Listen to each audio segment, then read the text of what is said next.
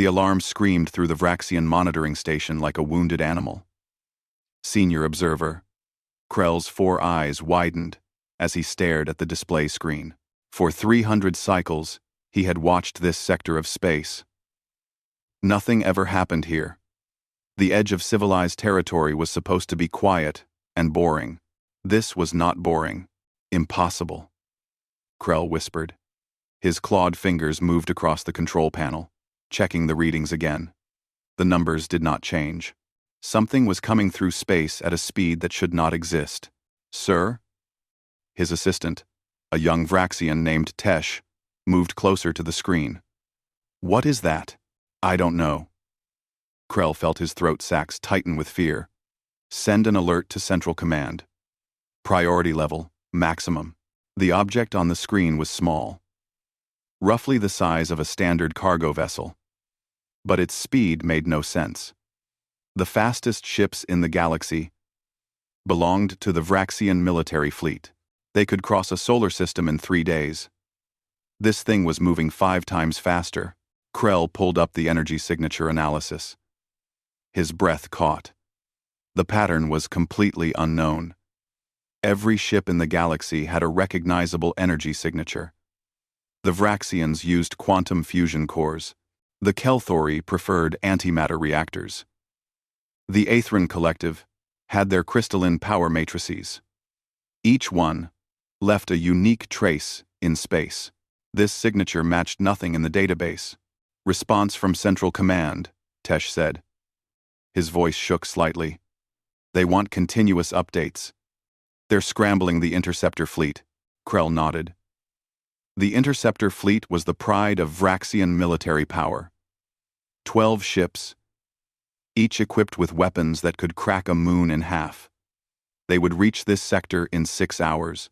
Send a hailing message on all frequencies. Krell ordered. Standard first contact protocols. Quote, Tesh worked the communications panel. Message sent. No response, sir. Minutes passed. The unknown ship continued its approach. It did not slow down. It did not change course. It simply moved forward like it owned the entire galaxy.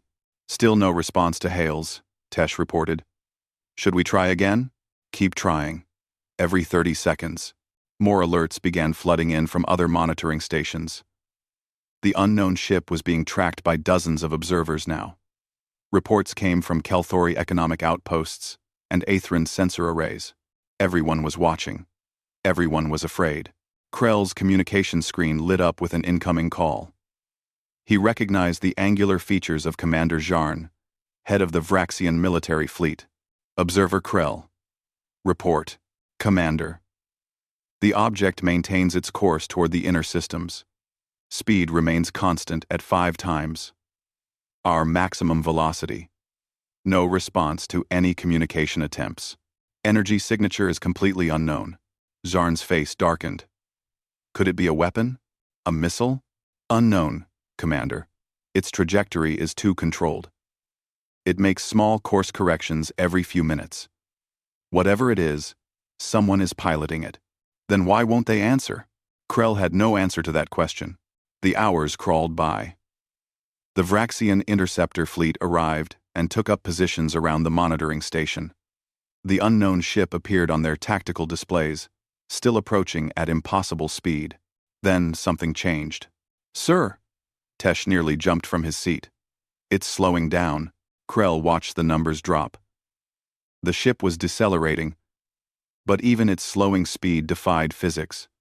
Most ships needed hours to brake from high velocity. This one accomplished it in minutes. A new alert flashed across every screen in the station. Multiple contacts, Tesh shouted.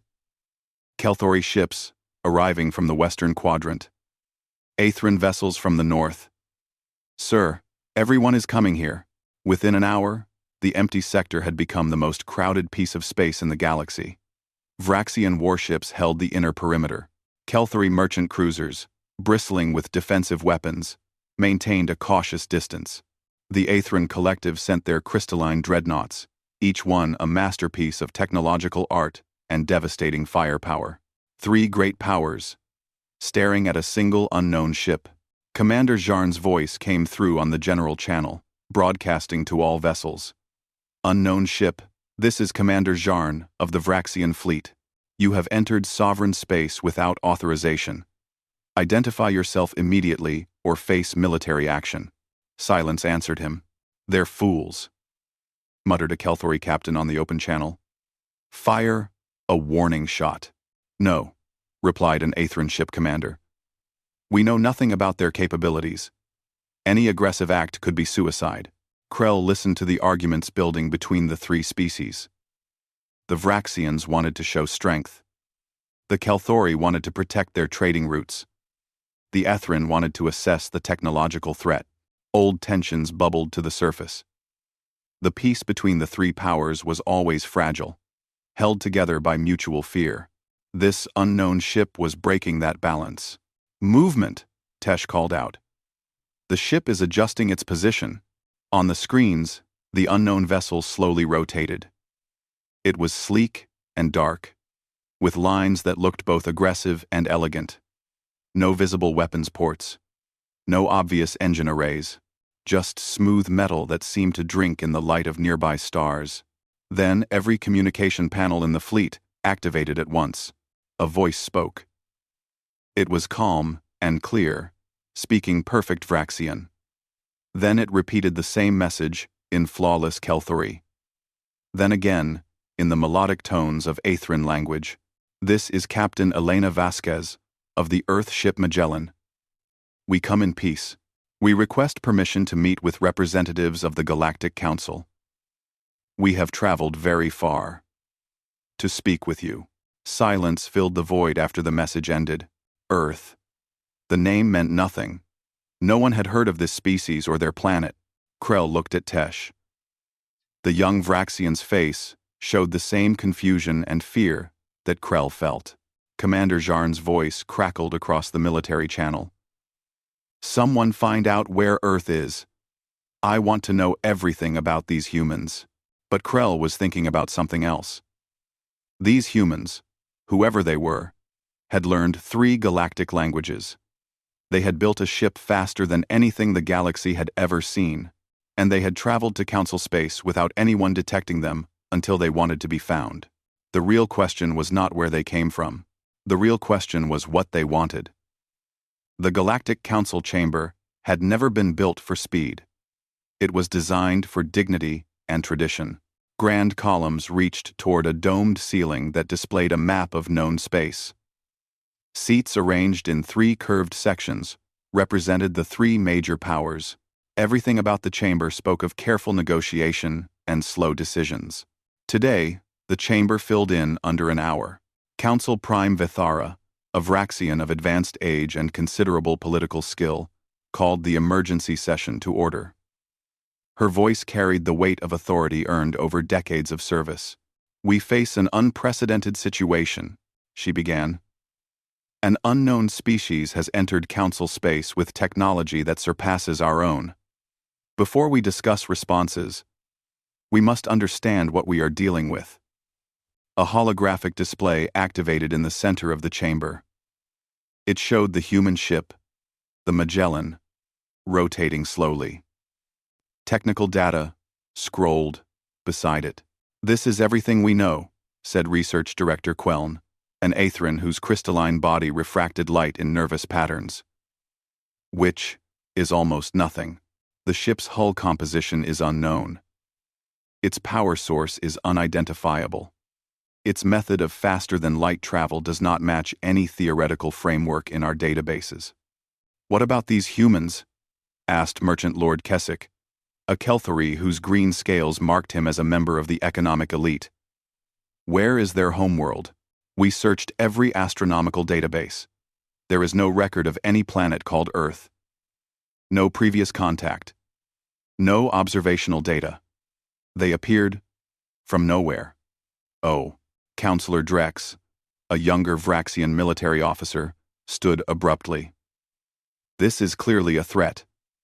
A species this advanced, hiding their location, approaching our space with obvious military capability.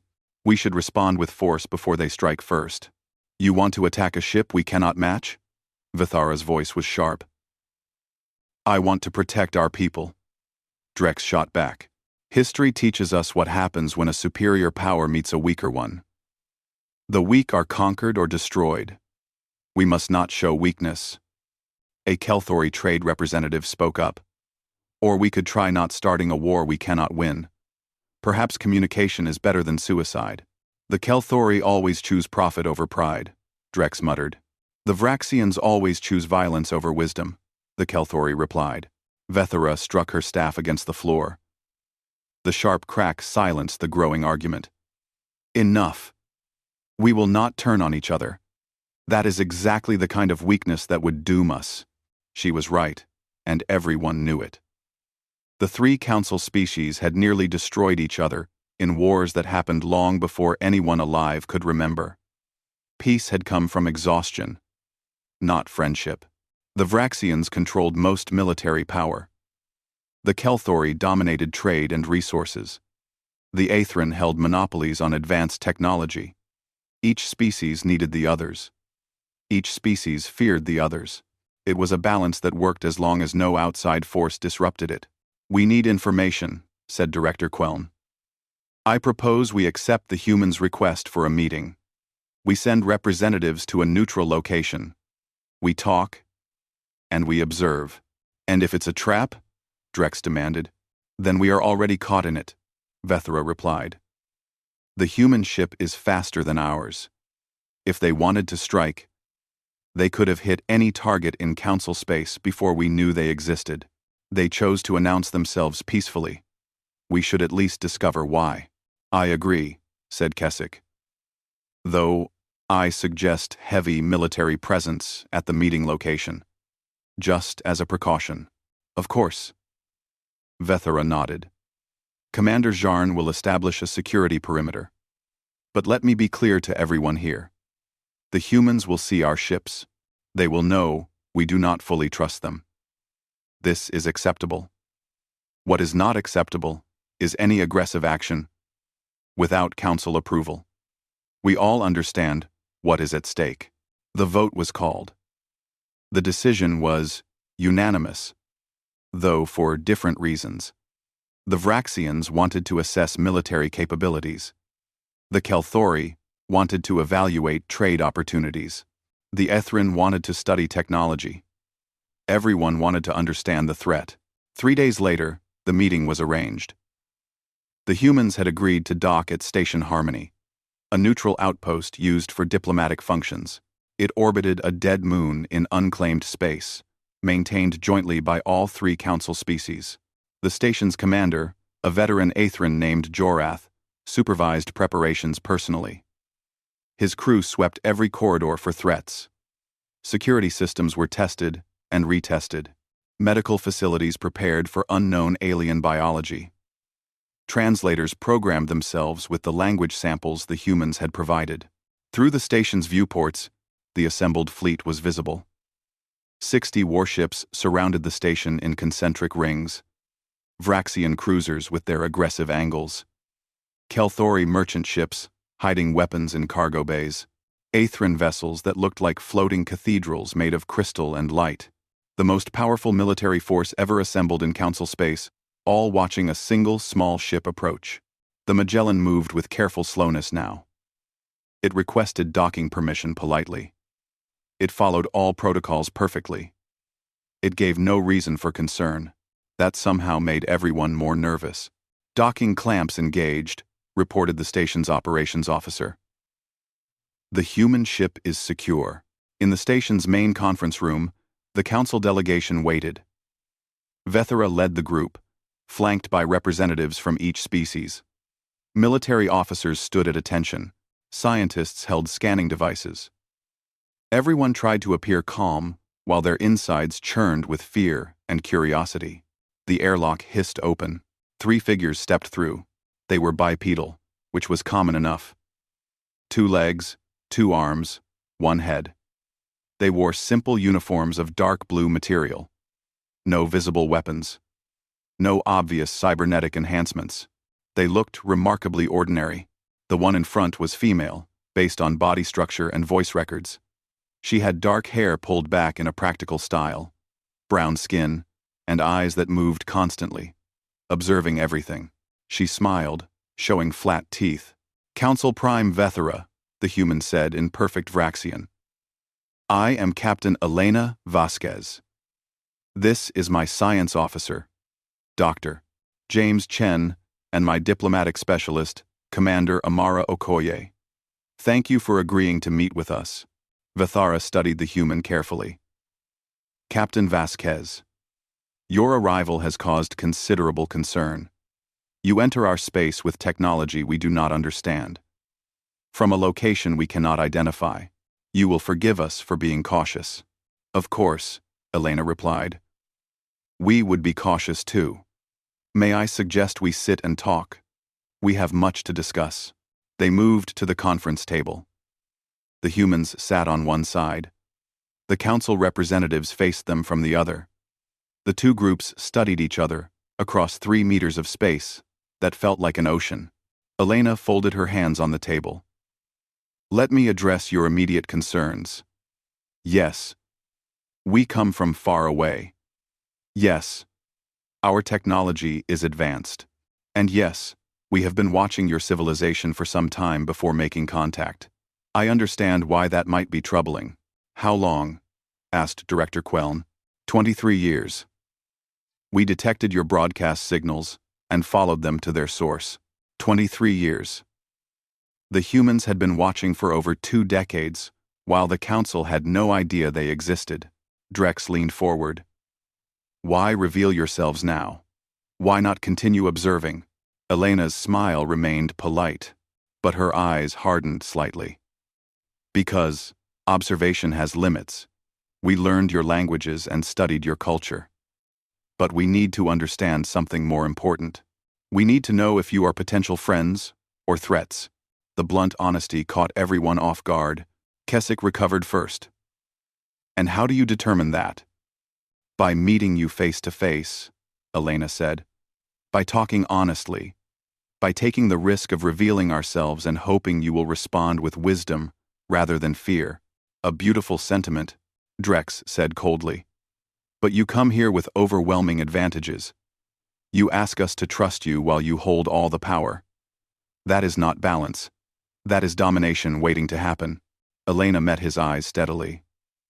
"You are not wrong to be afraid, Counselor Drex. History is full of weaker civilizations destroyed by stronger ones. But history also shows that strength is not just about weapons and ships. It is about choices. We chose to come in peace. The question is whether you will choose to believe us." The room fell silent. The real negotiation had just begun. The conference room grew colder as the hours passed, though the temperature had not changed. Captain Elena Vasquez sat calmly while council representatives took turns questioning her. They probed for weaknesses. They searched for hidden motives. They tried every diplomatic trick developed over thousands of years. Elena answered each question with polite patience. "Your homeworld, Earth," Merchant Lord Keswick began. "You claim it is far away, yet you will not provide coordinates. How can we trust you without transparency? Would you provide the coordinates to your homeworld, to a species you just met?" Elena replied. "Especially one with significant military capabilities?" "We are the established civilization here," Drex interrupted. "You came to our space. The burden of proof is on you. Is it?" Elena's voice remained pleasant, but something sharp flickered in her eyes. "We could have entered your space differently. We could have arrived without announcement. We could have observed your defenses and planned accordingly. Instead, we identified ourselves openly and requested dialogue. That is proof of intention." "Counselor." Vethara raised a hand to forestall Drex's angry response. "Captain Vasquez, perhaps you could help us understand your capabilities. Your ship's speed surpasses anything in our technology. How is this possible?" Elena glanced at her science officer, Dr. Chen. He was a thin man with gray hair and kind eyes. He spoke in the measured tones of someone explaining complex ideas to children. We would be happy to discuss general principles. Our faster-than-light system uses a different theoretical approach than your current technology. Where you warp space around your vessels, we briefly shift our ship into an adjacent dimensional layer where different physical laws apply. Director Queln's crystalline body flashed with excitement. Adjacent dimensional layer? We theorized such things were possible. But the energy requirements would be astronomical. They are, Dr. Chen agreed. Our power systems are quite efficient. Efficient enough to power weapons? Drex asked coldly.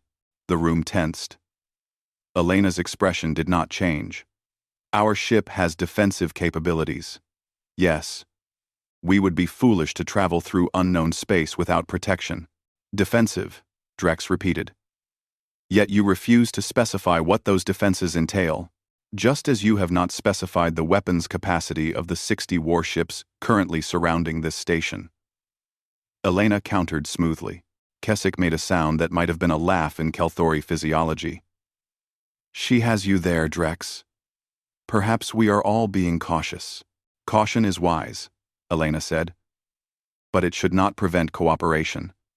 We came here because we believe our species could benefit from mutual exchange. You have something we need. 9. We have something we need. 19 Elosis. This caught everyone's attention. The idea that humans needed something from the Council had not occurred to them.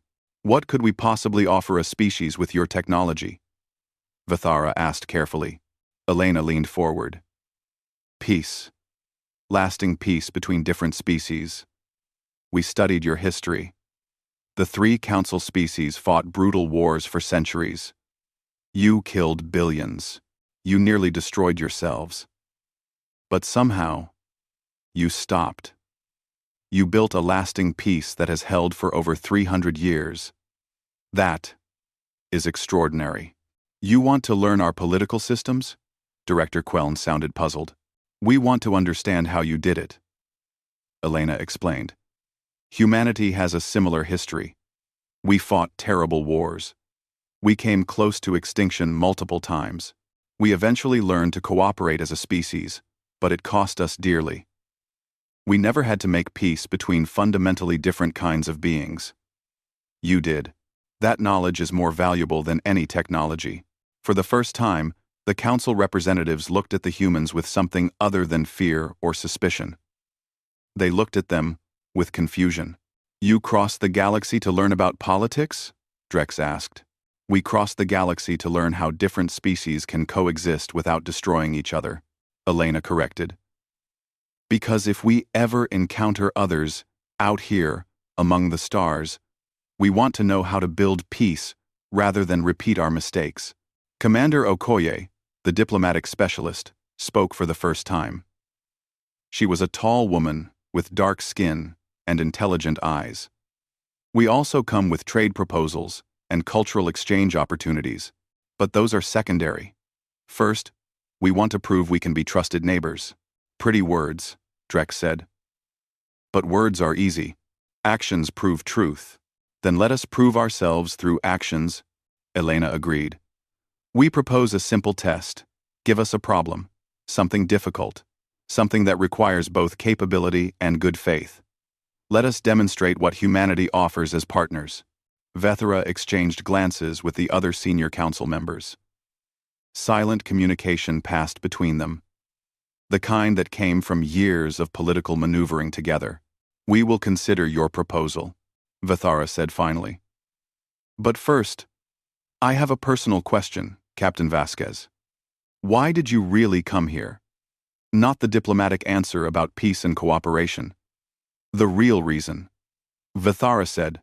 Elena was quiet for a moment. When she spoke, her voice was softer. Because we were alone. For our entire history, humanity thought we were the only intelligent life in the universe. Then we developed the technology to hear your broadcasts. We learned we were not alone. That changed everything. We had to know who else was out here. We had to know if friendship was possible. Because the alternative, staying isolated forever or meeting you as enemies, was too terrible to accept, the honesty in her words rang clear. For the first time since the meeting began, the fear in the room lessened slightly. "You speak of loneliness," Vithara said slowly. "I understand that. Before we formed the council, each species thought they were the pinnacle of evolution. Meeting each other was a shock. It took centuries to see each other as equals instead of threats." "How did you do it?" Elena asked. "That is what we really want to know." Keswick laughed, a dry sound. "We almost destroyed each other completely. The last war killed 40 billion people across all 3 species. We stopped because we had no choice. Mutual extinction was the only alternative to peace. Fear made us cooperate," Director Queln added. "Knowing that any one of us could trigger total annihilation kept us honest. That is balance, but not trust," Elena observed. "Yet you have maintained it for 3 centuries. There must be more to it." "Perhaps there is," Vithara admitted. "But sharing such knowledge with a species that might become a threat is difficult." "We understand," Elena said. "Trust must be earned. So let us earn it. Give us your test. Let us prove ourselves." The meeting continued for several more hours. The council representatives excused themselves periodically to confer privately. The humans waited patiently, occasionally speaking quietly among themselves. They showed no signs of impatience or frustration. Finally, Vithara returned with the full council delegation. "We have decided to accept your proposal with conditions. We will assign you a test. If you complete it successfully and demonstrate good faith, we will consider deeper cooperation. If you fail or show hostile intent, you will leave council space and not return. Agreed?"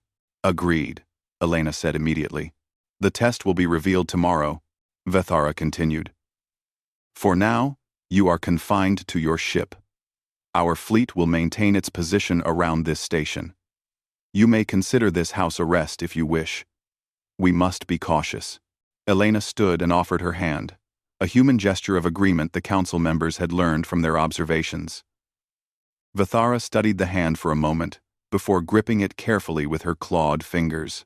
"We appreciate your caution," Elena said. "It shows wisdom. We will wait for your test." The humans returned to their ship. The council representatives remained in the conference room. "Do we trust them?" Keswick asked, once they were alone. "No," Drex said immediately. "Not yet," Vithara corrected. "But perhaps we can learn to. Their technology frightens me. Their honesty surprises me. And their desire for peace puzzles me. But I believe they are telling at least partial truth." "What test will we give them?" Director Queln asked. Vithara's expression was grim. "Something that will reveal their true nature. Something that will force them to choose between their interests and their principles. Because that choice will tell us everything we need to know about humanity." Outside the station, the Magellan rested quietly in its docking cradle. Inside, Elena Vasquez looked at her crew. "They are more afraid than I expected," Dr. Chen observed. "Fear is natural," Elena replied. "We appeared from nowhere, with superior technology. In their position, we would be terrified too." "Do you think they will really give us a fair test?" Commander Okoye asked. Elena smiled. "I think they will give us an impossible test. They want to see us fail. Referent Campbell, with my failed Aspixa video, they want proof that we are either weak or hostile, because both of those possibilities are easier to handle than what we actually represent, which is something they have never encountered before. A superior power that genuinely wants to be friends." Elena looked out at the assembled fleet surrounding them. "Now we just have to prove it." Commander Jarn was not a patient man. He had spent 3 days watching the human ship sit in its docking cradle, doing nothing. 3 days of waiting while politicians talked and debated. 3 days of uncertainty that made his scales itch with frustration. He decided it was time to take action. "Tactical," Jarn called across his ship's bridge. "Prepare the fleet for training exercises. Pattern Delta 7. His tactical officer looked up in surprise. especially with the humans present. They claim to come in peace. Let us see how they respond when our fleet demonstrates its capabilities. Pattern Delta 7 was an aggressive formation designed to intimidate. 12 warships would execute attack runs around a central point, firing practice weapons that produced spectacular visual effects without actual destructive power. It was a show of force, pure and simple. Sir, his second officer spoke carefully. Council Prime. This is a routine training exercise, Jarn replied coldly. We conduct them regularly. The humans are free to observe. If they are truly peaceful, they will have nothing to fear. The order went out. Across the fleet, Vraxian warships began moving into position. Their formation was beautiful in a deadly way. Each ship precisely placed to maximize firing angles and minimize exposure. The Vraxians had perfected the art of war over millennia. Inside Station Harmony, alarms began wailing. Military activity. The station commander reported urgently to Council Prime Vethara. Commander Jarn has initiated combat exercises without clearance. Vethara's anger was cold and controlled. Get him on communications now. But Jarn had disabled incoming channels. His ships were already in motion. On the Magellan, Captain Elena Vasquez watched the tactical display with calm interest. They are executing an intimidation pattern, Dr. Chen observed. 12 ships in aggressive formation. They will pass within 2 kilometers of our position. Are we in actual danger? Commander Okoye asked. No, Elena replied. Those are practice weapons. They produce light and radiation but no real damage. This is theater. How should we respond? Elena considered for a moment. We do nothing. We sit here and watch politely. They want a reaction. We will not give them one. The Vraxian fleet moved like a school of predators, fast and coordinated. Their ships accelerated to attack speed, weapons arrays glowing with charging energy. They swept past the Magellan in a precisely timed sequence, each vessel coming heart-stoppingly close before banking away. The practice weapons fired. Brilliant beams of colored light lanced through space.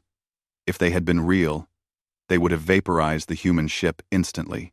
The Magellan did not move. It did not activate shields. It did not power weapons. It simply sat there, apparently helpless, while the Vraxian fleet demonstrated what it could do. On Zarn's bridge, confusion replaced confidence. They are not responding, sir, Tactical reported. No defensive measures, no power spikes, nothing. Are they fools? Jarn muttered. Or do they think we will not fire? The humans are hailing us, sir. Zarn accepted the communication. Captain Vasquez's face appeared on his screen. She was smiling. Commander Jarn. That was an impressive display. Your fleet coordination is excellent. Are you finished with your exercises? The casual tone infuriated him. You sat there undefended while we demonstrated our capability. Either you are incredibly brave or incredibly stupid. Or we simply trust that the Council keeps its word about providing safe conditions for our meeting, Elena replied. You are testing us, Commander. That is understandable. But we will not be provoked into showing aggression. If you want to see what we can do, you need only ask. Jarn leaned forward. Very well, human. I am asking. Show us what your ship can do. Elena glanced at someone off-screen, then back to Jarn. As you wish. We will conduct our own demonstration. Please ensure all ships maintain their current positions for safety. We do not need safety warnings from... The Magellan moved. One moment it was stationary in its docking cradle. The next moment, it was 5 kilometers away. There was no acceleration, no visible transition. It simply disappeared and reappeared elsewhere. Every sensor in the fleet screamed alerts. Track that ship, Jarn ordered. His tactical officer tried. Sir, it is moving in patterns that should be impossible. Instantaneous acceleration. Right-angled turns at 0.7 light speed. It just disappeared again there. Now it is behind the fleet. The Magellan was dancing. It moved through space like physics did not apply, executing maneuvers that would have crushed any living crew through pure inertial force. It accelerated, stopped instantly, changed direction without slowing, and occasionally vanished for fractions of a second before reappearing somewhere else. It was beautiful and terrifying. Their inertial dampening system must be incredibly advanced. Dr. Chen's voice came over the open channel, as if he was giving a lecture. We can maintain comfortable gravity for our crew even during these maneuvers. It makes combat operations much simpler. The demonstration lasted 5 minutes. In that time, the Magellan proved it could outmaneuver every ship in the fleet simultaneously. It could strike from any angle. It could retreat faster than anyone could pursue. Then it stopped, hovering in open space. Now for defensive capabilities. Elena's voice continued calmly. Sir, they are just sitting there, Zarn's tactical officer reported. Stationary target. Should we fire a warning shot? Zarn ordered. Lowest power setting. A beam lanced out from one of the Vraxian ships. It was barely more powerful than the practice weapons, designed to test shields without causing real damage. The beam hit the Magellan. Or rather, it hit something around the Magellan. A shimmer appeared in space, like heat waves on a desert day. The beam splashed against it and dissipated harmlessly. Increase power, 50%. Another shot fired. This one much stronger. It would have damaged a standard ship's shields significantly. The Magellan's defensive field barely flickered. Full power, Zarn said quietly. His weapons officer hesitated. Sir, that could be considered an act of war. Do it. The beam that fired could have destroyed an asteroid. It struck the Magellan with enough force to light up every sensor in the fleet. The defensive field absorbed it completely. The human ship did not move. Inside, the crew was presumably having lunch or reading reports, completely unbothered by an attack that should have destroyed them. Commander Zarn. Elena's voice was gentle, almost pitying. We appreciate the thoroughness of your test. Now let me share something with you. Our sensor systems are quite sophisticated. Would you like to know what we can detect from here? Before Zarn could answer, data began flooding his communication systems. Detailed schematics of every ship in the fleet. Crew complements. Weapons capacity. Power reserves. Shield frequencies. Weak points in armor. Even the names of individual officers on each bridge. Your flagship currently has 12% power devoted to forward shields, Elena continued. Your engines are running at 83% efficiency. You have a slight malfunction in your port weapons array that is reducing accuracy by 6%. Should I continue?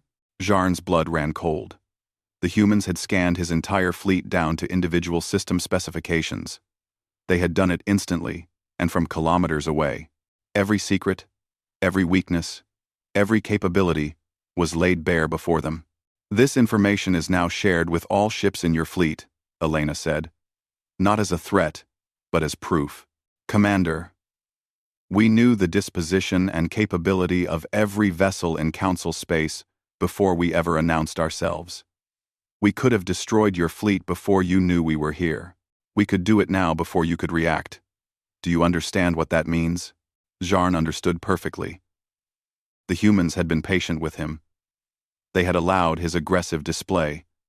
They had absorbed his attacks without retaliation, and now they were showing him the truth. The entire Vraxian fleet was helpless before them. Why? Zarn's voice was harsh. Why reveal this to us? Ma. Why? Why? Why? Reveal this to us. Because honesty is the foundation of trust, Elena replied. You needed to see our capabilities to understand that our peaceful approach is a choice, not a necessity. We do not come in peace because we must. We come in peace because we choose to. That is the difference between an ally and a conqueror. Commander. The communication ended. The Magellan smoothly returned to its docking cradle and settled into place as if the last 10 minutes had never happened. On Zarn's bridge, Silence reigned. His officers stared at their screens, processing what they had witnessed. The data the humans had shared was still displayed across every console. Perfect. Accurate. Impossible information. Sir. His second officer said quietly, "What do we do?" When? What do we do? What do we do? Jarn had no answer. He had wanted to expose the humans as a threat or prove them weak. Instead, he had confirmed that humanity was more dangerous than anyone had imagined, and that they had chosen not to use that power. Across the fleet, on Kelthori vessels and Aethran dreadnoughts, the same realization was settling in. Every ship had received the same data. Every commander was reaching the same conclusion. The balance of power in the galaxy had just shifted forever. On Station Harmony, Council Prime Vethara watched recordings of the demonstration for the third time. Beside her, Merchant Lord Keswick and Director Queln sat in stunned silence. "They could have hidden this," Keswick said finally. "They could have kept us guessing about their true capabilities. But they showed us instead," Director Queln added. "They proved they have nothing to fear from us, while demonstrating that we have everything to fear from them. And then, they simply returned to waiting for our test." Vethara nodded slowly. Zarn forced their hand. "But I think Captain Vasquez wanted this to happen. She wanted us to see the truth before we made our decision." "What decision?" Keswick asked. "We have no leverage. We cannot threaten them. We cannot match them. What choice do we have? The same choice they gave us from the beginning," Vethara replied. "We can choose to trust them, or we can choose to live in fear. There is no middle path anymore. Glow. We can choose to be no better. We can choose to trust the middle path." She stood and straightened her robes. "Summon Captain Vasquez. It is time we gave her our test, and time we discovered if humanity's mercy is as real as their power." The emergency council session was different from their first meeting. No one postured for position. No one made threats. The demonstration of human capabilities had stripped away all pretense. Now they faced a simple question. What did they do about a species that could destroy them, but chose not to? "We must assume they are listening," Drex said quietly. He looked older than he had days ago. Fear aged everyone quickly. "They probably are," Vethara agreed. "Captain Vasquez has been honest about their sensor capabilities. I see no reason to assume privacy." "Then why even meet?" Keswick asked. "Because we need to agree on what we ask of them, and we need to be unified when we do it." Director Queln's crystalline body pulsed with uncertain colors. "The demonstration changed everything. We planned to test them with a difficult diplomatic crisis in the border regions. That seems pointless now. What can we possibly test when they hold all the advantages? We test their character," Vethara said firmly. "Technology and power tell us what they can do. Character tells us what they will do. That is what matters." "You want to trust them," Drex said. It was not quite an accusation. "I want to survive," Vethara corrected. "We have 3 options. We can attempt to fight them, which is suicide. We can submit to them completely, which is surrender. Or we can attempt to build a genuine partnership based on mutual benefit. Only the third option preserves our dignity and independence. Partnership requires both parties to benefit," Keswick noted. "What can we offer them? They already have superior technology. They claim they want to learn about our peace, but that seems like such a small thing compared to what they bring." "Then we make it more valuable," Vethara replied. "We offer them what they truly need. Acceptance, a place in galactic civilization, an end to their loneliness. Those are not small things." She looked around the chamber at the assembled representatives. "But we must be honest with ourselves. If we invite humanity into our council, everything changes. The balance between our 3 species will shift. New dynamics will emerge. We must decide if we are brave enough to face that future." The debate continued for hours. Fear argued with hope. Suspicion battled with pragmatism. Eventually, consensus emerged. Not because everyone agreed, but because everyone recognized they had no better option. Vethera sent for Captain Vasquez.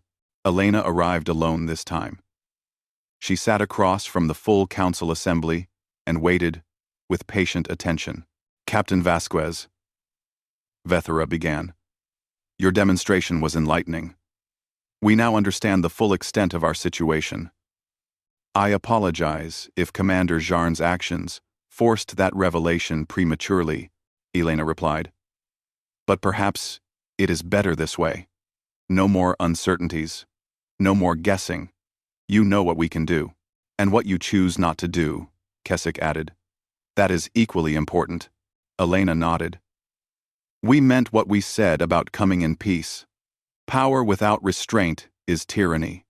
We learned that lesson painfully in our own history. Vethara leaned forward.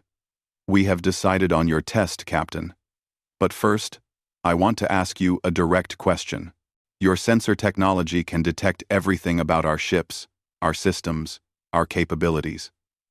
Can it also read our thoughts? Our emotions? Can you tell if we are lying? No. Elena answered immediately. We can read biological signs. Heart rate, respiration, hormone levels. We can make educated guesses about emotional states. But we cannot read minds. Consciousness remains mysterious even to us. Good. Then you will not know if what I am about to tell you is completely true. Vethara's expression was unreadable. Here is your test. We have a crisis in the border regions. Quote, a mining colony on the edge of Kelthori space has been attacked by raiders. 237 civilians are being held hostage. The raiders are demanding technology and resources we cannot provide without encouraging more attacks. Elena listened intently. Our military forces are too far away to respond quickly. By the time we arrive, the hostages will likely be dead. But your ship is fast. Your weapons are superior. You could reach the colony in hours and eliminate the threat easily. You want us to rescue your people, Elena said slowly. Yes, but here is the test. Vethara's voice grew harder. The raiders are not outsiders. They are Vraxian separatists, a faction that rejected the peace accords and fled to lawless space. They are still our species, our people, even if they are criminals. If you kill them to save the hostages, you will be killing Vraxians. We need to see how you handle that choice. The room was silent. Elena's face showed nothing. And if we refuse? Elena asked. Then the hostages will die, and we will know that your principles matter more to you than the lives of innocent people. You will have failed the test, and if we succeed, if we save the hostages, then we will know you are willing to use force to protect the weak, that you will act when action is needed. But we will also see how you choose to act, with mercy or with overwhelming violence. That will tell us who you really are. Elena stood and walked to the viewport. Outside, the assembled fleet still surrounded the station. She was quiet for a long moment. This is a clever test, Elena said finally. Either we refuse and prove ourselves ineffective as allies, or we agree and you watch how we use our power. You will learn what kind of neighbor humanity will be. Exactly, Vethara confirmed. Elena turned back to face the council. Before I answer, I want you to understand something about humans. We have made terrible mistakes in our history. We have committed atrocities.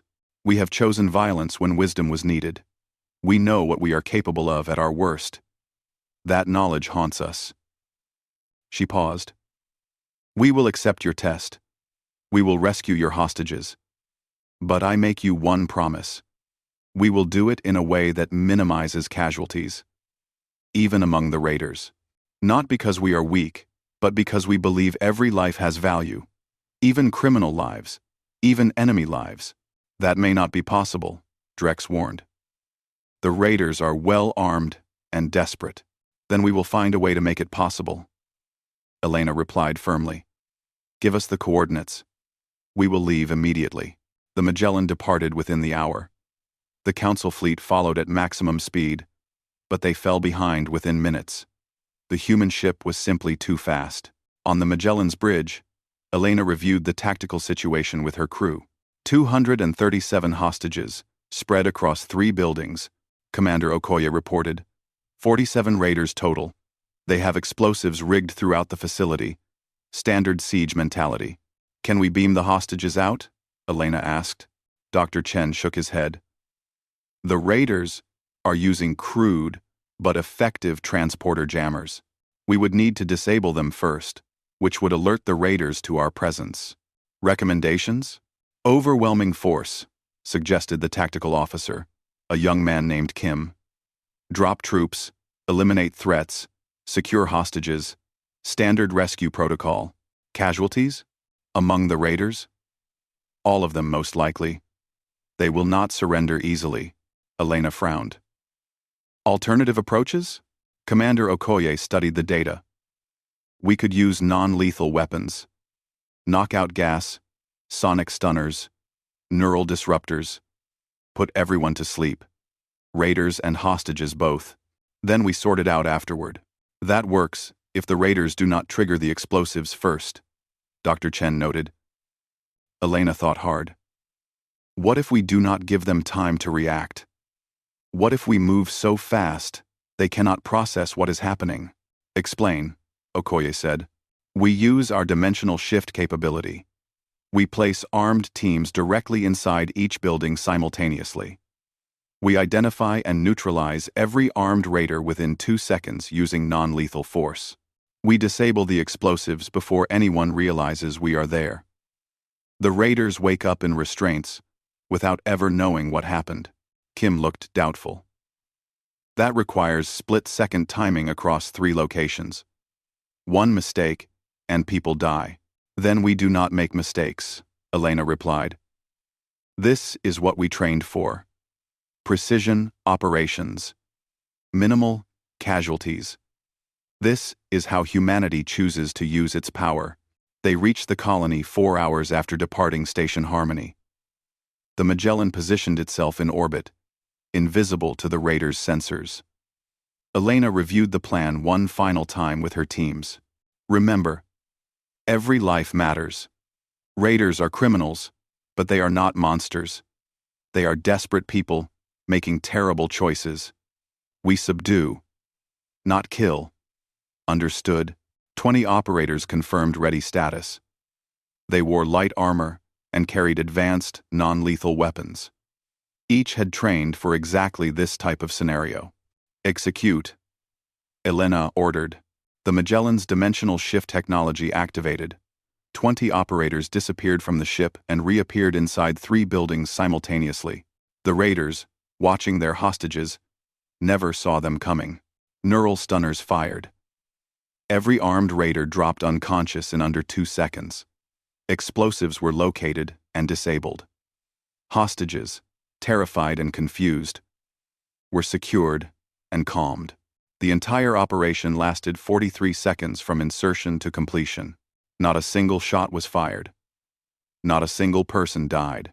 When the Council fleet arrived hours later, they found all hostages safe and unharmed. The raiders were conscious again, bound and under guard by human operators. Medical teams were treating both hostages and raiders for minor injuries. The colony's governor was thanking Captain Vasquez profusely, while the raiders stared at their captors with mixture of fear and confusion. Council Prime Vethera toured the facility personally. She spoke with hostages. She inspected the disabled explosives. She even spoke briefly with one of the raider leaders. They moved like ghosts, the raider told her. One moment we were watching the prisoners. The next moment we were waking up with headaches. I never saw them. I never heard them. It was like fighting shadows. Vethara found Elena coordinating the transfer of raiders to council custody. You could have killed them all, Vethara said without preamble. Yes, Elena agreed. It would have been easier, safer, more certain. Yes, but you chose the difficult path. You risked your own people to save both hostages and raiders. Elena looked at Vethara directly. We chose the right path. There is a difference. The raiders will face justice in your courts now. The hostages will return to their families. Our operators will go home proud of what they accomplished. Everyone lives. That is the outcome we wanted. Vethera was quiet for a moment. You passed our test, Captain Vasquez. But more than that, you taught us something. You showed us that power and mercy are not opposites. They are partners. We learned that lesson the hard way, Elena replied. We are still learning it, honestly. But we try. Every day, we try to be better than we were. The council will meet to discuss our decision. But I believe I know what that decision will be. Vethara extended her hand in the human gesture of agreement. Welcome to the galaxy. Humanity. We have much to teach each other. 3 weeks later, formal agreements were signed. Humanity was granted provisional council membership. In exchange for gradual technology sharing, humans would receive trade rights, cultural exchange programs, and full diplomatic recognition. It was not a perfect arrangement. Tensions remained. Fear lingered. But it was a beginning. Captain Elena Vasquez stood in the council chamber for the formal ceremony. Beside her were representatives from 3 alien species, who had been strangers and potential enemies. Now they were partners in an uncertain future. This will not be easy, Vethara said during her speech. We are very different species with different values and different fears. We will disagree. We will struggle to understand each other. But we will do it together. Vethara said. Kamina, we will do it together. Vethara said. Vethara said. Kamina, Vethara. Vethara said. Vethara said. Elena thought about Earth, so far away. She thought about the lonely centuries when humanity believed it was alone. She thought about the wars and mistakes and hard lessons that had taught her species the value of restraint. And she thought about the future that was now possible. A future where different species learned from each other. Where strength was measured by wisdom, not just weapons. Where the choice to cooperate mattered more than the ability to conquer. It would not be easy. But nothing worth doing ever was. The galaxy had frozen in fear when humanity arrived. Now, it was thawing into cautious hope. That was enough. That was a start. Elena smiled and looked toward the stars visible through the chamber's great windows. Somewhere, out there, other species waited to be discovered. Other chances for peace existed. Other choices between fear and friendship would need to be made. Humanity had made its choice. And the galaxy would never be the same.